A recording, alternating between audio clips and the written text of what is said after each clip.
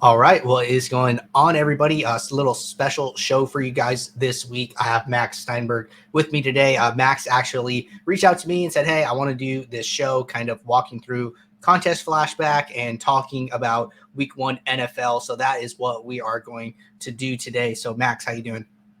I'm doing great. Yeah, I am really excited to do this. I think with this new tool, we can learn a lot about in terms of how we can translate what we're building before we know actually what the lineups end up being and what the ownership in different contests are to, trying to sort of tailor a process better so we end up getting better ROI lineups in those contests. So, and just reviewing what some of the top lineups did. Were they good or bad lineups? Things like that. I think there's just a lot of fun things we can do. So I'm excited. Sounds great. So we are actually going to start the show by looking at the $100 Millionaire Maker on DraftKings today. So if you guys aren't aware, you guys can see all the contests in the DraftKings lobby in this all contest tab here. So you have my contest, which are the contests you played, and then you can jump down to all contests and see this, chop it up however you want. You can even search for a specific contest that you are looking for. So we are just sorting by contest size, going down here to the $100. So then we are going to jump right in, hop over to users here. And Max, you want to start with the winning lineup? Yeah, sure. So I think one thing to note, and you can confirm this for me, but the ownership numbers that we're showing right here is what SaberSim projected as ownership and not the actual one. I think Correct. when Over you, here on the right hand yes, side. right, That's because I think if you end up looking at it, like Kendrick Bourne, I think ended up getting. Do you remember what his actual ownership was? It it was like was sub 1%. I'm pretty sure. no, in the $100. Oh no, I'm That sorry. would be crazy. Yeah, I think I was thinking of Puka Nakua. I Puka remember. Nacua. Yeah, Yeah, he was sub 1%. I think Kendrick Bourne was about 5%. I can check really quickly here. yeah. You well while you're checking anyway, because it's something that's interesting, right? Is so we had him about 14% ownership, and if you think about it, in my process as I was looking at lineups, and I ended up using quite a bit of Bourne. He just is the type of player in the type of matchup that people just, I think, are going to have some sort of internal bias where they're like, I don't like this player for some reason, right? And I think sometimes when you have that intuition that there's something right about it, right? Um, and in this case, you know, it's possible, and I think SaberSim was basically in line with basically every other projection system.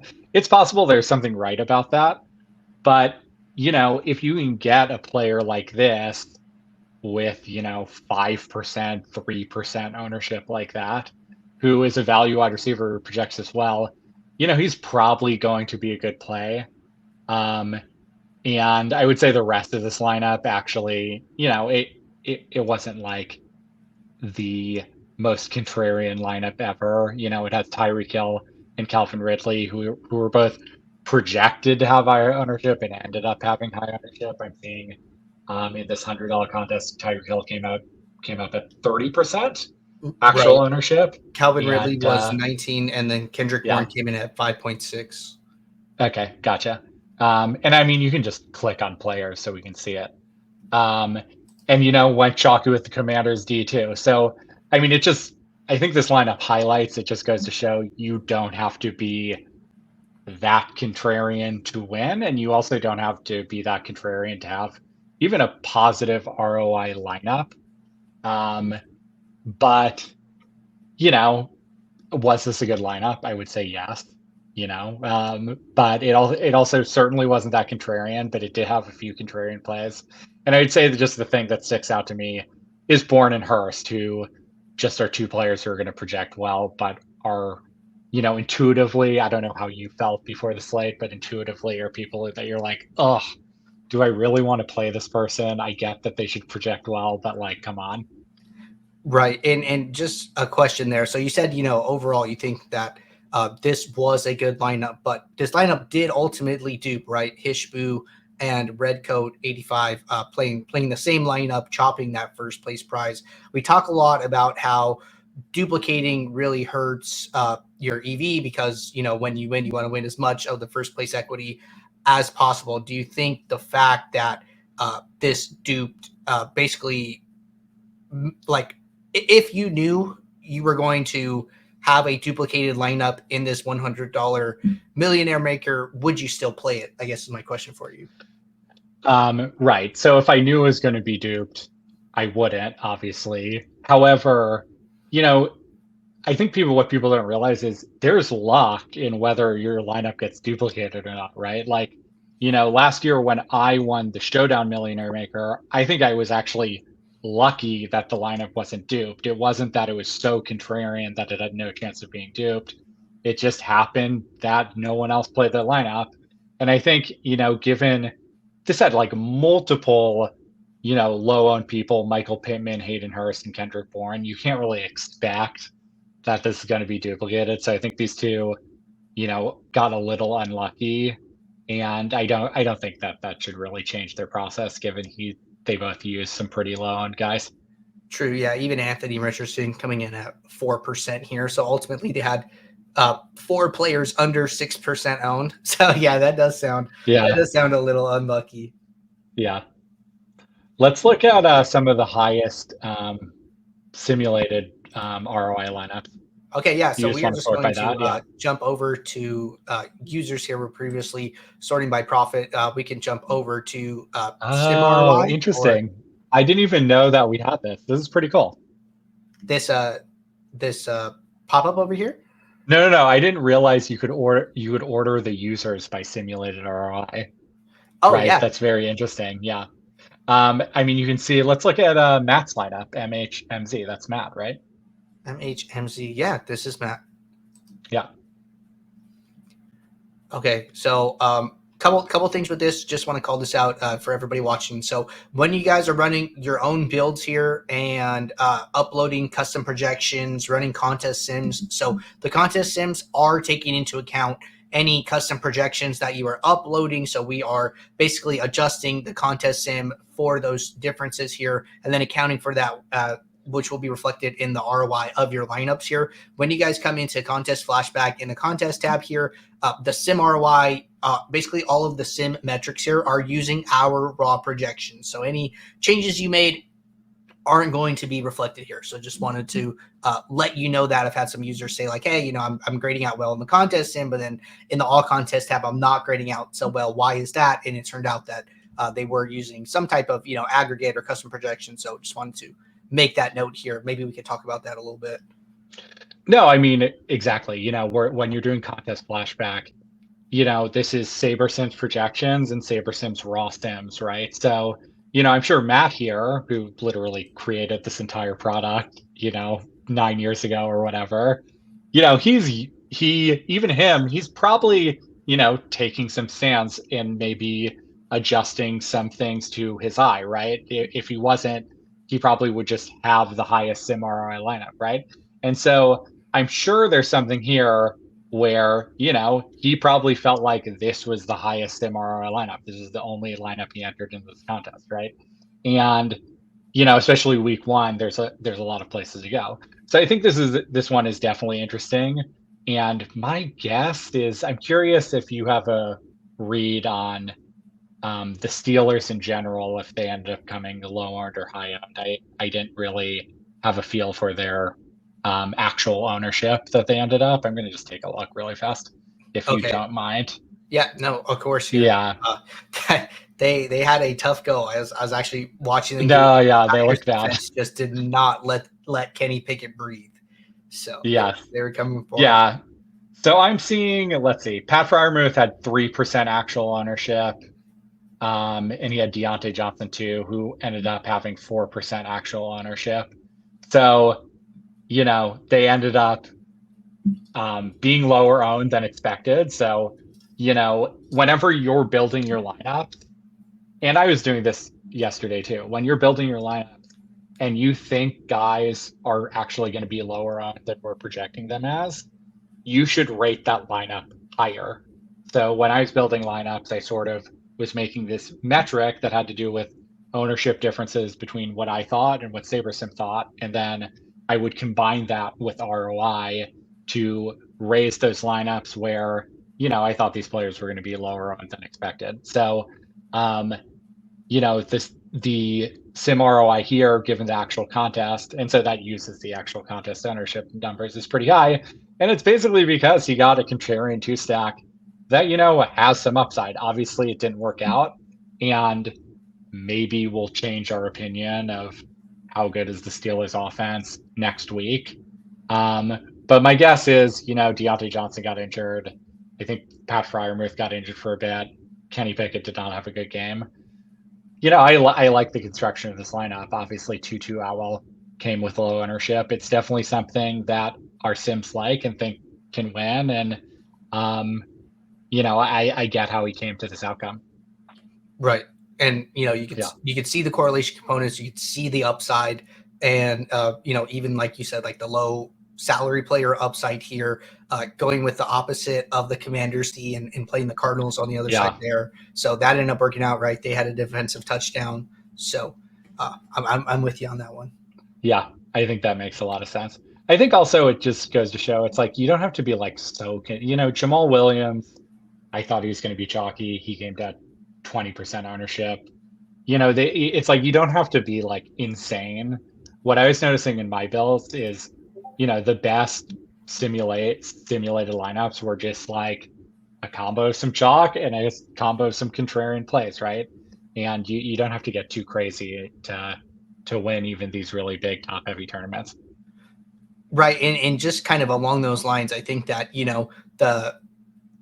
the DFS projections are good across the industry, right? So it's going to be hard to get off of some of these plays, and you only need to get so different. I think people sometimes they'll come on office hours on the show and be like, hey, how do I play? How do I find the lowest ownership possible lineup? And it's like, well, hold on, you don't need the lowest owned lineup possible, right? You just need a lineup that is different enough from the other lineups in your contest that one can get you, into like the top 1% of the contest. And then from there, even differentiate like a second level higher and then separate you from the lineups at the top, right? So getting into like the top 1% is great. In this contest, I think there was 28,000 entrants. So that gets you into the top 280. But then from there, right, how do you take that next jump and to get into, the top 0.01%? And like that is going to be that mix of the chalk. Like we said, the winning lineup had 4 players under 6% owned, right? So, maybe 2 players get you toward the top, and then the next 2 kind of get you all the way there. So don't be afraid to play some of the chalk pieces here and mix it up, right, with Tyreek Hill and Commanders in these lineups. Right. Andrew, could you just sort all the lineups, not by users, but just the lineups on the right by risk-adjusted ROI? Because I'm looking at this and I'm seeing some interesting stuff here, right? So if you just look, or you can just sort by ROI, I guess, if you want. Sim ROI, there we go. Yeah, there we go. Yeah, I could use Sim ROI. Yeah. So if you look at this, and this is actually Danny, my brother, is known where I love yous. It's really interesting because if you look at this, you can see that, actually you can see a lot of these top lineups that the simulator likes 3 stacks. And I feel like that actually is kind of contrarian to what some other people think. Like people are not willing to use 3 stacks, especially with people like Brock Purdy or Mac Jones or something. There's another lineup up here that uses Mac Jones. Need lunch money. He's a really legendary player, right? He's a huge winner in DFS. Chipotle Addict, another huge winner in DFS. He's 3 stacking New England, right? And this really actually worked out very well, right? Kendrick Bourne and Hunter Henry had huge games. Mac Jones had a pretty huge game. And look at the salary savings just from those 3 players combined. Right, exactly. And then he can sort of use chalk the rest of the way. And you end up getting this like very, very high ROI lineup. So I think it's kind of interesting because, usually sometimes I see 3 stacks and I see it with some like, medium quarterbacks, like not elite quarterbacks, and I sort of want to shy away from them. But, when it's all said and done, if you have this type of stack, when we're simulating all these games, the simulator actually ends up really liking them, and it seems like it actually allows you to go chalky everywhere else. So it's something that I'm definitely going to take into week 2, is not really minding contrarian 2 and 3 stacks with quarterbacks that are pretty good but not elite. I think they can grade out really well. I think one thing that I'm kind of taking away here, talking through this with you here, is that it is hard, right, to find these guys that are going to, outperform their salary, their value, kind of in and of themselves, right, kind of by themselves. But if you could take the correlation and kind of stack it together, and then find that one team, like you're saying about like this Patriots example here, like Bourne, Henry, and Mac Jones getting there all together is probably more likely than one random 3K guy getting there on his own on like one team, and then one other 3K guy getting there on his own on another team, and then you finding a way to find those pieces and put them into a lineup together, right? So this lower owned kind of value stack is much more likely to get there together, and then you play the chalk pieces who can very much get there by themselves, right? So I think that's something. No, and I mean it's a great point too, because talking about the chalk pieces, this lineup from Chipotle Addict, again, this is someone who's maybe a top 5 winner in DFS all time, right? It has Tyreek Hill and the Commanders defense. Those were the 2 highest actual ownership players in this entire contest, right?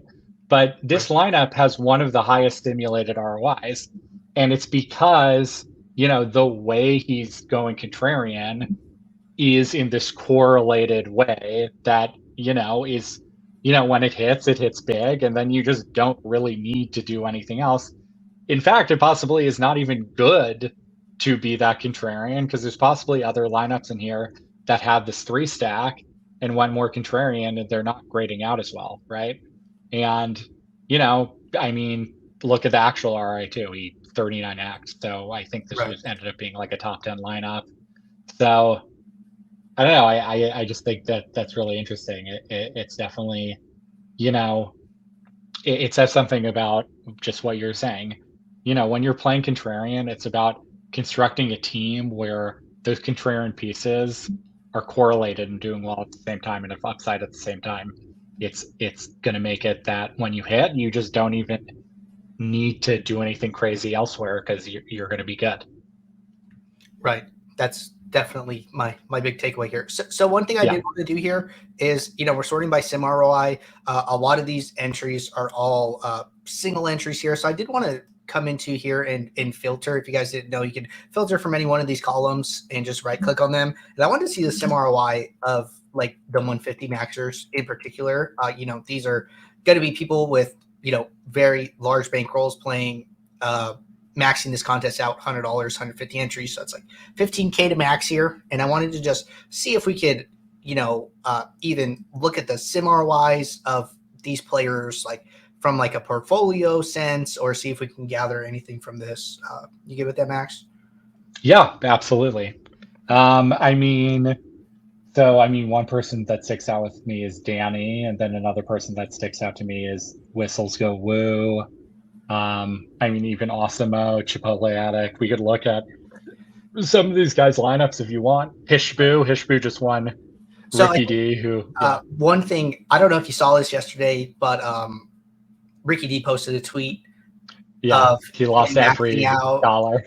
He maxed out the 4K milli, for you guys missed it, and he completely bricked it, and he posted about it here, right? So interesting to like come in here, see him having positive sim ROI across his portfolio, and then see, just how different that can be from the actual results. And we talk about variance, and we talk about DFS is just this monster where things can swing one way or another. And even if you are, putting in profitable lineups, that it could not go your way. So what do you think about, jumping in here and looking at some of Ricky D's lineups? Sure, let's do it. I think that's a good point. And, you can look at this. It's like Redcoat actually had almost the same sim ROI as Ricky D, right? And, Right. Redcoat won $500,000 and Hishbu won $500,000 and Ricky D didn't. So, and I'm sure, And Ishbu, if I, a little lower, yeah, right? Right below him. yeah, exactly. Yeah. Yeah. And these were, what we viewed as the best lineup. So yeah, let's look at Ricky D. Yeah. I mean, it'd be interesting to look at stack exposure, team stack exposure and things like that too, just to sort of see And what's really up quickly, just with before Ricky. Yeah. we move on, I kind of want to just like highlight this. So just so you guys can see the columns.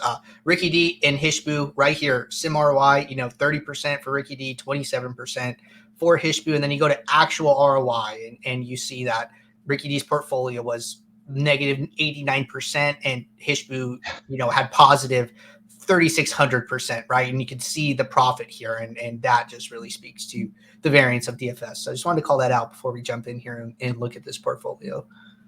Yeah. Well, why don't we look at stack exposure too, just right off the Sounds bat, great. so we can get like a good idea. So, right? so just so you guys know, you could use the magnifying glasses, look at any individual user here, and then you can go and see all their exposures, right? You can see their actual player exposures, and then we're pulling in the actual ownership for the players that they had most. We could see who their team stacks were, who their what stack exposures they had. So just use those magnifying glasses and then jump over to these other columns. But here we go. Yeah. So no, I mean, right off the bat, like we were talking about, I think a lot, some people straight up will not do a QB plus 3 stack in these big contests. And, maybe that's just completely mistaken. It seems like both, Ricky D, as far as I know, does not use SaberSim. He was someone who before the season was really worried about, these contest sim type tools. I don't think he uses contest sims, but even so, he's using a lot of QB plus 3 and he's using a lot of QB plus 3 with a bring back. So, that what that says to me is, these lineups might be better than conventional wisdom says. So that just sticks out to me right off the bat. Anything that sticking out to you? 95% of his lineups here were greater than a QB plus 1. So just jamming in the correlation, whether it's with the primary stack, whether it's with a bring back. But I mean, yeah, I think a lot of people, like the QB plus 1 as like a rule, right? I think a lot of people using traditional optimizers will say, hey, give me quarterback with at least one pass catcher here, usually, but no more than 2, like you're saying, but with the optional bring back, right? And this is, QB plus 3, even 3 with a run back. So like getting these game stacks at a fair margin here, right? So I think there's a lot of correlation in these lineups. I think it'd be fun to look at team stacks too, because I'm curious what kind of spread of quarterbacks. I'm looking right here. Yeah, just team stacks. That's fine. Yeah. So, and it's interesting where he got contrarian and where he didn't. So I'm seeing in this contest the most used team stack was the Chargers, followed by Jacksonville. So he used a good amount of Jacksonville, but there's actually a pretty big spread here. I'm seeing Atlanta. That definitely was a contrarian stack. And I would say that actually, looking at how they actually played, I think people overestimated how Atlanta's scheme might change going from Mariota to Ritter. It seemed like they didn't want to pass at all, and Ritter was not good. So my guess is, I feel like something where the our sim ROIs might overrate someone is when you see someone who is projected at like some amount in week 1 and then week 2 you see them projected down. Maybe our sim ROI is going to say, oh yeah, we thought that player was good based on the information we had in week 1. But if Desmond Ritter sometimes is projected at 15 points in week 2, which he very might well be, that sort of indicates, okay, we were actually wrong there, and that wasn't a good play, even though the ROIs might say otherwise. So I do think it's interesting because it's like, clearly you took a stand there, and that's going to be a really low-end stack, and it's a low-end stack that we're talking about. But that also is a spot where, if you went with Atlanta stacks, which I actually did too, I think you actually have to take an L and say, hey, I actually was evaluating something wrong here. or even us at SaberSim doing the projections have to be like, okay, we're adjusting something down here given what happened because they were way more run heavy than we expected. So just kind of along those lines here, I think one of the things we talked about for having the show is getting information and trying to talk about actionable information here that you can take with you into future weeks of NFL here, right? So what do you think about? I would say maybe like people trying to overcorrect for what happened in week one. So if you think about the way we talk about our models, right, we're always weighting more recent information heavier, and then we understand past seasons, past or career data for all these players, right? So there's this weighting factor where more recent data gets weighted heavier, and then it scales down from there. So looking ahead to week 2 here, what are like some cautions I would say you would have for people building using SaberSim and trying to just be careful, not thinking what happened in week 1 is going to also happen again in week 2?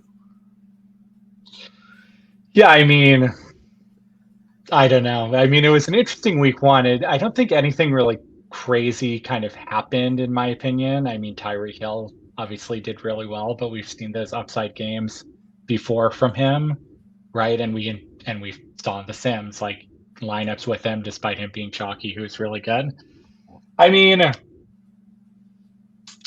I don't know. I think this is the great part about this tool, right? Is we get to look at things theoretically instead of how they actually happen. So you really can take a look at something, take a look at a lineup that's straight up lost, right? And still take something from it as good information given how that ROI ended up being given the actual player ownership in the contest. So I don't think when using this tool you have to be beware at all. Oh, you have to be aware of anything at all, because the only thing you really have to be aware of is, if we projected someone wrong and we're sort of admitting that because in the next week he projects way down, then you just have to be really aware of that. I'll say like one takeaway that I really had is I feel like sometimes I think we're all victim to it, right? So anybody watching this video, don't feel bad. This happens to you too. Sometimes we get in this mode where we think we're smarter than the tools, right? We think we're smarter than the projections. And I had like some plays this week that didn't really work out. And then I look at the SaberSim projections and like we love Tyreek Hill. If you were building using SaberSim, like you were getting a ton of him. I know we had a lot of users do well in the Discord. So one thing I'll say is just remember that so much work goes into these models and projections. And for me, it was like, I thought I had like some galaxy brain takes, but it was week 1. I was trying to like get different some places here, and then the tools just slapped me in the face and said, hey, we know what we're doing. So that is just a reminder to me to trust the product, trust the Sims here, and not try to get too different, right? I think you can add value in some places. I'll tell a lot of people, hey, try to find 1 to 3 places to try and add some value, but don't go crazy, right? I think there is an equilibrium point where you can make so many changes that you are hurting, your set of lineups, or maybe not playing the best set of lineups to take with you into your contest that SaberSim generated here. So I'd say some value added is good, but try not to go overboard with it. So we're going to jump over here and look at the power sweep. So we've kind of went through, the big Millie Maker 150 max entries. So now we want to dive into a little bit smaller field, less entries overall here, and then see how some of these plays worked out in the Sims, right? See how that Sim ROI looks. So going to jump over to this new contest and then jump over here to users, and then Max, you could take it from here. Yeah, so I mean, I was just wondering about this because actually, can we jump to players, Andrew? Yes. Just because I was just talking to Andrew and I was just thinking, okay, if something gets steamed, like how high could an ownership get steamed where even if the SaberSim liked the player, that suddenly he becomes a bad play, right? So like Isaiah Likely, I think is interesting, right? Because his ownership did get steamed in the power sweep. So could you just do the magnifying glass on Isaiah Likely and see if Of course SaberSim liked lineups with him, right? Because you can see here that, okay, see, interesting. It's, this has there's lineups with higher ROIs with Isaiah likely. So And it this is seems a like user as well, just to throw that out yes, there. there we go. But it seems like basically like even though he got steamed, 35% is not enough to make it that like using him on his own becomes a bad play, right? And I think it's interesting because it's like, I feel like there's sort of two fields of thought in single entry, right? Or two fields of thought in GPPs. There's people who are like, if someone gets above X ownership, I am not going to play them, right? And there's people who are like, I don't care about that. I want to find people who get, 5%, 3% ownership and try to leverage those players. And I think what I'm learning going through this process is, you know, even 35%, when you're playing these sort of like single entry and three max contests, even if you think someone's going to get really themed, that's not necessarily going to kill the ROI of your lineups using that player, right? It's not about and this is just SaberSim's simulator, right? It's not like this is my opinion, this is SaberSim's opinion, but I think it's a interesting data point that it's basically like, hey, if someone's getting really steamed, 35, 40% is not enough that you should just avoid that player, right? That's not what building lineups is about. So I think it's really interesting seeing that and being like, hey, that's actually fine. You see the same thing with the Commanders defense too, right? It's like, they're being owned a lot. They're still a totally fine cog of a lot of these lineups. It's not that big of a deal to use likely in the Commanders D. You don't have to do anything like that. It's just about, hey, you got to find some contrarian pieces of your lineup that have high upside, and that's going to really help your ROI. And just like playing good plays, right? Like some of these lineups probably aren't even that contrarian. It's just, if you have a bunch of good plays and the field is just not going to use them as they should, that's just going to be a good ROI lineup. So that's something that I'm seeing here that is really jumping out at me. Yeah, I think one thing that I'm seeing, comparing, I would say those top lineups from the $100 to these is that these are not getting like we had 4 players under 6% here, and I don't see any of those guys here, right? A lot of these guys assumed a lot more ownership here, right? In a lot of these pieces, and that was okay, right? They're still grading out well in the sims.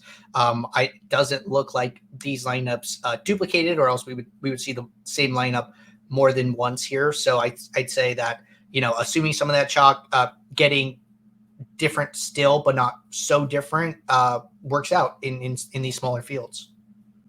Yeah. No, I think it does. It's very interesting. It's also interesting to see like, someone like Raheem Mostert, like I don't know what his ownership was in maybe the $5 Mega Millionaire, things like that. But it seems like good players really liked him. That's just sort of interesting. If you look at these power sweep numbers, it's kind of like the better market judging these players, and it's interesting to see that he was quite high. But that has nothing to do with Sims. That's just sort of interesting to me that he graded so highly. Do you want to look at the best lineups from this contest? Or Sure, let's do it. Yeah. No, let's do it. All right. So let's go to actual ROI here, and these are going to be the contests that all the top tens here. No. Oh yeah. Oh, this is the actual top 10. Yeah. So yes. So they all actually were sim ROI positive, interestingly enough. So interestingly enough, I'd say these are all pretty chalky. So I feel like this was sort of a win for the chalk week. I would say Tua and Herbert were probably, in terms of actual ownership, some of the most owned quarterbacks in any contest. I'm looking at this contest, and Herbert was the most owned quarterback with 15% ownership, and Tua was 6% ownership. So Tua actually maybe ended up being a nicer play. Yeah, 6% for Tua was really. I thought that was actually really interesting, just because Tyreek Hill was so highly owned. It seemed like a lot of people wanted to play Hill by himself and not in the Dolphins stack here. So I thought that was kind of strange. Well, but I think, when I was coming into the slate, I was thinking, the Chargers Dolphins game had such high over under.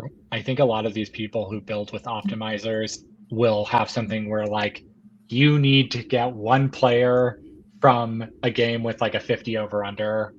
I could be wrong. I think people do this, or they definitely try to get high over under games. So, it's just like you're going to get a lot of Eckler. If you have a Herbert, you're probably going to bring back with Tyreek Hill. It just, there's a lot of value, so you can afford him. So I think what ended up happening is he just used a lot in a bring back, or is that one player from the game or something like that. And he ended up getting high ownership. But yeah, I mean, it ended up just like if you stacked him with Tua, you ended up having like kind of a contrarian lineup, which is kind of funny. Right.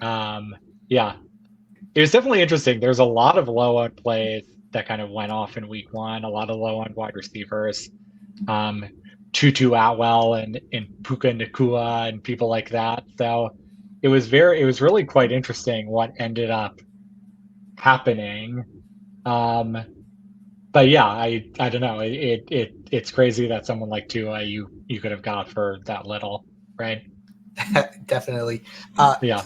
So last thing here, as we're getting close on time here, want to kind of start wrapping it up. So what do you think about just actionable takeaways, kind of summarizing here how you're going to take this information and use it in your own process going forward here? Yeah. I would say I learned a lot. I think number one, by just going back to that QB plus 3, not only did we see a lot of good players just use that, right? Like regardless of whether they're SaberSim users or not. And also SaberSim graded them out really well. So, I think I'm going to be more inclined, maybe raise that correlation a little bit when building lineups and be a little more inclined to get that QB plus 3 and favor those lineups. So I think that's number one. I think number two, I think this was really cool just to sort of have validation of when is chalk a bad chalk, right? If someone projects well and people are going to use them a lot and they're going to get quote unquote steamed, like they're just going to get higher ownership than we even expect, that still isn't really a reason not to use them, according to SaberSim's simulator. So I think that's really interesting. And the third takeaway is sort of the converse of that, which is, hey, if you can find a low owned stack or a low owned stack with a bring back that has some upside, those are going to be the lineups that are going to grade out the best. And luckily, if you subscribe to Ultimate, you're just you're not going to have to do anything to sort of see that. You're going to see the ROIs. But if you don't, think about that, right? Is you want to sort of, or if you just don't use our tool at all and you're just watching this video, right? Think about that, is getting those contrarian stacks and contrarian game stacks. That really seems like the best way out of anything to get the highest ROI, highest theoretical ROI lineup. So those are my takeaways. How about you? I would say that that third point there is like really what stood out to me is finding that stack that is correlated, that is different, that kind of gets there all together, right? And I equate that to baseball, right? As opposed to trying to find all of these one-off hitters and put them in a lineup together and like kind of just create this like single hitter parlay, right? You find that team stack, you capitalize on that correlation, and then it's just a little bit easier to get there all together, right? So I really like that point there. And that is going to be my big takeaway. But just last thing here, we're walking through this contest flashback tool. It is a new tool. It is available to pro and ultimate SaberSim subscribers here. So you can go into any past slate and look at the sim ROIs, right? And filter for users, filter, go see how Giant Squid did. Go see how other contest players here that you want to look at their lineups did. Look at their stacks, look at their team stacks, look at player exposures, compare that to actual ownership. So I think it's a powerful tool. This is not going to be the only time that Max and I do this. We did want to do this for week one for sure here, and hopefully we'll continue to do this here in the future. But with that said, I'm all good, Max. Any final goodbyes here? No, I think this was fun. I think, we're going to do this every week. So our process for doing this will evolve as we get into it more. So keep looking for these on Mondays. All right. Sounds great, everybody. Take care. We will see you. Bye. Okay. See ya.